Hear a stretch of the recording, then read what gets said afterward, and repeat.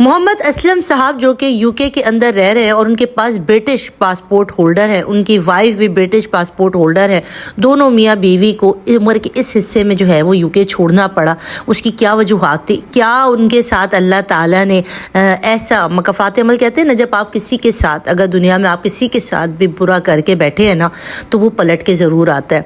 और अगर आपने किसी के साथ थोड़ी बहुत भी नेकी की है ना तो वो भी अल्लाह पाक आपको इसी दुनिया के अंदर दिखा देते हैं। मोहम्मद असलम साहब की कहानी मेरे ख्याल में वो स्टोरी है जो ज़्यादातर लोगों के साथ होता है, मगर उम्र के इस हिस्से में आके जब आपको औलाद की प्यार, औलाद की देखभाल की ज़रूरत होती है, उस टाइम पे अगर आपको यूके को छोड़ना पड़े और वापस से अपने वतन आना पड़े तो क्या गुजरती है उस शख्स के ऊपर, ये आप जान सकते हैं। तो बिस्मिल्लाहिर्रहमानिर्रहीम, अस्सलाम वालेकुम, welcome to my channel. Hope कि आप सब ठीक होंगे। बहुत सारी दुआ है आप लोगों के लिए, आपकी फैमिली के लिए। अल्लाह पाक आपको हमेशा खुश रखे, सेहत और सलामती के साथ रहे। मैं हूँ रेहाना रज़ा और आप देख रहे हैं मेरा यूट्यूब चैनल।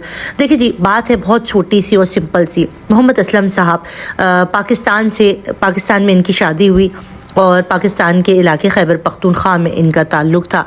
बड़े अच्छे पढ़े लिखे इंसान थे। इन्होंने शादी की अपने माँ बाप के कहने पे, बड़ी कम उम्री में इनकी शादी हुई थी। 21 साल के थे जब ये दूल्हा बने थे और जिनसे इनकी शादी हुई थी उनके चचा की बेटी थी, नाम उनका जो मेरे ख्याल में सीमा नाम था शायद। तो वो खातून बहुत उम्र में छोटी थी, समझे कि वो 16 साल की थी और ये 21 साल के थे। अब मोहम्मद असलम साहब को जो है ये शादी बिल्कुल नहीं पसंद थी। उनको होता था कि इतनी कम उम्री में और इस खातून से मेरी शादी करा दी है, तो वो उनको बिल्कुल पसंद ही नहीं करते थे अपनी पहली वाइफ को। वो कहते थे बस मुझे वो कुछ भी कर ले, और वो मुझसे बहुत प्यार करते थे। तो वो औरत के साथ बड़ा ही बदसलूकी करते थे। वो अगर इनके कपड़े धोते तो कहते थे कपड़े उठा उठा के वो मिट्टी में फेंक देते थे। खाना पकाते थे तो खाने में कीड़े निकालते थे। मतलब कहते बिल्कुल पसंद नहीं थी। और उसी के दौरान जो है वो 2 साल के अंदर उनकी एक अल्लाह ताला ने उनको एक बेटी से नवाज दिया। पर दोनों मियाँ बीवी के रिलेशनशिप इतने ख़राब हुए कि इनको डिवोर्स देना पड़ा और बच्ची को अपने माँ बाप के हवाले किया। और उसके बाद फिर इन्होंने अपना जो है वो दोस्तों के साथ मिल किया, जो भी इस तरीके से पढ़ाई के बाद इन्होंने जो है वो यूके की राह ली और यूके आके बस गया। यहाँ पे फिर इन्होंने जो है वो अपनी तालीम भी जारी रखी, जॉब भी करने लगे। फिर कह रहे हैं मैं पलट के कभी नहीं गया और मैंने कभी अपनी बेटी को भी नहीं देखा।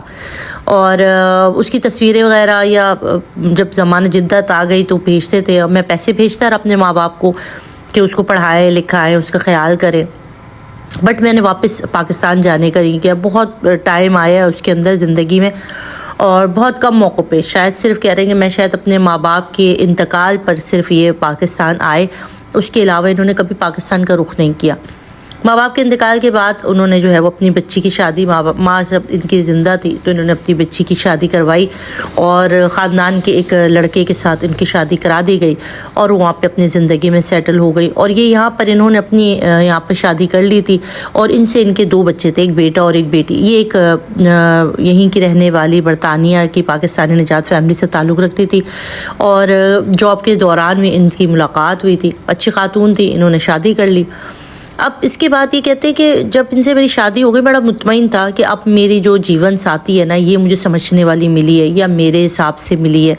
और कभी भी मैंने उस औरत का ख्याल नहीं किया जिसको मैं तलाक देकर आया था। कभी मेरे जहन में नहीं आया कि उस औरत के साथ मैंने नाइंसाफ़ी की। मगर कहते हैं कि जब वक्त का पहिया घूमा, और कहते हैं ना अगर आपने ज़िंदगी में बुरा किया तो आपके आगे आता है। कहते हैं जब वक्त का पहिया घूमा और मैंने अपनी बेटी की शादी की, और जहाँ मैंने अपनी बेटी की शादी की वहाँ पर जाकर मुझे एहसास हुआ कि अल्लाह ताला ने वो वक्त जो मैंने शायद किसी और की बेटी के साथ किया मेरे पर घूम कर आ गया। यार मैंने एक बड़ी वेल सेटेड, बड़ी अच्छी बरतानिया में रहने वाली एक पाकिस्तानी फैमिली के साथ शादी की। लड़का बड़ा ज़बरदस्त, पढ़ा लिखा, खूबसूरत, हैंडसम, पसंद की शादी समझ लीजिए, अब दोनों तरफ से पसंदीदा। मगर जब शादी के बाद उस लड़के ने जो है ना मेरी बेटी में कीड़े निकालना शुरू कर दिए। उसको उठना पसंद नहीं था, उसका बैठना पसंद नहीं था, उसका खाना पसंद नहीं था। मेरी लड़की शादी के अगले हफ्ते से घर पे आके रोए जाए, हर वक्त उसका रोना, कभी ससुराल का रोना, कभी सास का रोना, कभी शौहर का साथ ना देना।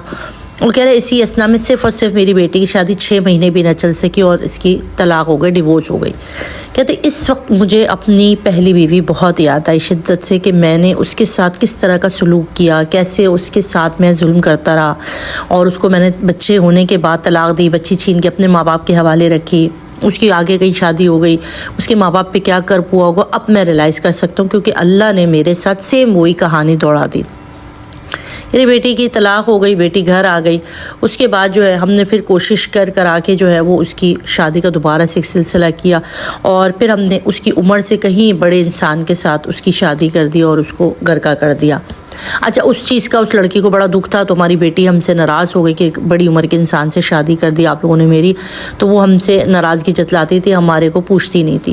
اب ہمارا بیٹا جو ہے وہ عمر کے حصے میں آ گیا کہ ہمیں اس کے لیے ایک لڑکی کی تلاش تھی۔ اب ہم نے بڑی چھان پھٹک کی، تو ہماری جو وائف ہے، ان کی جو سیکنڈ وائف تھی، ان کے خاندان کی کوئی لڑکی تھی، انہیں اچھی لگی، انہوں نے اس کے ساتھ شادی کر دی ہمارے بیٹے کی۔ اب کہتے ہیں کہ جب یہ بہو ہمارے گھر میں آئی نا، تو اس کو ہمارا میاں بیوی کا شروع میں تو بہت اچھے سے رہی، پھر آہستہ آہستہ اسے ہمارا کام کرنا، ہمارا بیمار ہو جانا، ہمارے لیے کھانا بنانا، ہمارے کام کرنا اس کو بہت برے لگنے لگے۔ ہم عمر کے اب آگے حصے میں آنے لگے، شادی کے 3-4 سال بعد جب اس کے ایک آدھ بچے بھی ہو گئے، تو اس وقت میاں بیوی دونوں جو ہے وہ ہمیں رکھنے کو بالکل تیار ہی نہیں تھے۔ اتنی ہمارے ساتھ بدسلوکیاں ہو گئی، اتنی ہم میاں بیوی ہم اتنے پریشان ہو گئے کہ ہم نہ کہیں جا سکتے، نہ بیٹی ہمیں پوچھ رہی تھی، نہ بیٹا ہمیں رکھ پا رہا تھا، بیٹا بھی بیوی کے ساتھ مل گیا تھا، بیوی ہمیں ذلیل کرتی سناتی، تب بھی جو ہے وہ بیٹا ایک لب پہ لفظ نہیں لاتا تھا۔ تو ہمارا دل بڑا دکھا۔ تب مجھے اپنی پاکستان والی بیٹی یاد آئی، میں نے اس کو فون کیا، اس نے کہا بہت عرصہ ہو گیا آپ لوگ آتے نہیں، میں تو آپ کی سلامتی کی دعائیں کرتی ہوں۔ کہ جب اس بیٹی نے کہا کہ گھر بھی ہے آپ کا، صاف ستھرا ہے، آ جائیں یہاں پر ہم سے ملنے، تب میرا خیال میرے ذہن میں آیا اب ہمیں برطانیہ چھوڑ کے واپس پاکستان جانا چاہیے۔ میں نے جب اپنی بیوی سے کہا کہ تم کیا پاکستان جاؤ گے، تو وہ کہتی ہے آپ جہاں جائیں گے میں آپ کے ساتھ جاؤں گی، یہ میری اولاد مجھے رکھنے کو تیار نہیں ہے۔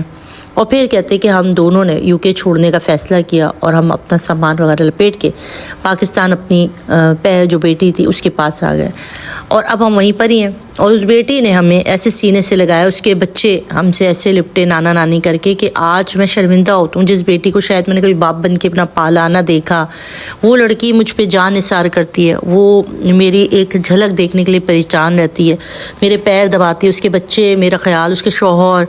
اور میں سمجھتا ہوں شاید زندگی میں میں نے اپنے ماں باپ کی بہت خیال کیا، ان کے جب تک ان کی حیات تھی ان کا کبھی اف نہیں کی۔ ایک غلطی میرے سے ہوئی جو میں نے ان کی لائی ہوئی بہو کو ٹھکرایا، وہی اللہ نے میرے ساتھ بھی لوٹا دیا۔ آج میں بہت مطمئن ہوں پاکستان میں، میری بیٹی میرا بہت خیال رکھتی ہے، اور میری جو دوسری وائف ہے جو کہ زندگی بھر وہیں پلی بڑی UK کے اندر، وہ بھی یہاں کے بڑی خوش ہے، اور حقیقی معنوں میں کہتی کہ اولاد کیا ہوتی ہے نا، آپ کی اس بیٹی سے مجھے پتہ چلا۔ آپ نے کوئی نہ کوئی زندگی میں اچھا کام کیا جو آپ کو اللہ نے یہ اولاد دی ہے، اتنی نیک صالح، اور جو ہمارا اتنا خیال کرتی ہے کہ ہر وقت ہمارے لیے ہمتن رہتی ہے کہ ہمارے منہ سے کچھ نکلے۔ اور ظاہر ہے اس بچی نے جس نے اپنے ماں باپ کبھی زندگی میں نہیں دیکھے، نہ باپ کا سایہ نہ ماں کا، تو وہ کہتے ہیں نا اس کو زیادہ محبت ہوتی ہے۔ تو میرا یہی ماننا ہے اس فیملی کو دیکھتے ہوئے، یہ جو برطانیہ سے محمد اسلم صاحب واپس آئے، کہ اللہ تعالیٰ آپ کے اچھے اور برے ہر چیز کا حساب رکھتے ہیں اور آپ کو دے دیتے ہیں۔ آپ اس کے اوپر کیا کہیں گے؟ اپنا رکھے گا بہت سارا خیال، دعا میں یاد رکھیں۔ اللہ حافظ۔